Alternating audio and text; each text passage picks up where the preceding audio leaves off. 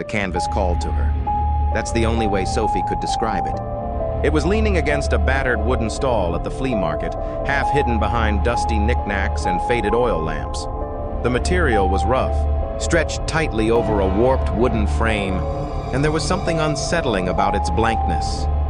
A faint, irregular stain marred one corner, like a blood stain someone had tried to scrub away but couldn't quite erase. "How much for this one?" Sophie asked, her fingers brushing the coarse surface. The old man running the stall barely looked up. $10, he said, then added under his breath, "It's cursed." Sophie laughed, assuming it was a sales gimmick. "I'll take it." Back in her studio, the canvas stood propped on her easel, glaring at her. Sophie set out her paints, mixing shades with the practiced ease of someone who had spent years chasing perfection with a brush. The first stroke was hesitant, a thin, dark line that split the blank surface in two. The second came easier, then the third, and soon she was lost in the rhythm of creation. She didn't notice when the room grew colder. By the time she finished for the evening, the painting was strange. It was a forest scene, gnarled trees clawing at a crimson sky, but there was something wrong with it.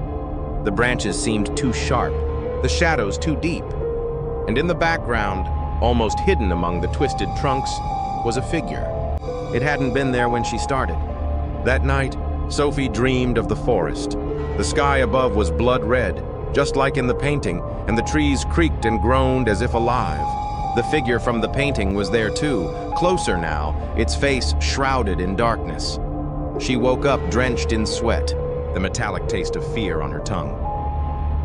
The painting began to change. At first it was subtle, a shift in the angle of a branch, a shadow that seemed to creep closer. But as the days passed, the changes grew bolder. New elements appeared, an abandoned cabin, a rusted axe leaning against its side. Sophie swore she hadn't painted them. Yet when she touched the canvas, the paint was dry. She tried to stop. She locked the studio door, swearing to herself that she wouldn't paint again. But the pull was too strong. Each night she found herself back at the easel, her hands moving as if guided by some unseen force. The figure in the painting grew clearer with each stroke. It was a woman now, her face pale and haunted, her eyes wide with terror. Her own face. By the end of the week, the painting was a perfect mirror of her nightmares. The crimson sky loomed above her studio like an omen, and the cabin seemed ready to burst from the frame. Sophie couldn't take it anymore. She grabbed a knife and slashed at the canvas, her breaths ragged, her vision blurred with tears.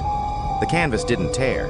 Instead, it rippled like water, and Sophie felt her hand sink into it. She tried to pull back, but something grabbed her wrist, something cold and unrelenting. It yanked her forward, pulling her into the forest from her dreams. The next morning, the painting was gone, along with Sophie. The easel stood empty, the room silent except for the faint scent of turpentine and fear. At the flea market, the old man propped a new canvas against his stall. The stain in the corner was darker now, almost black, and in the distance the crimson sky bled across the horizon.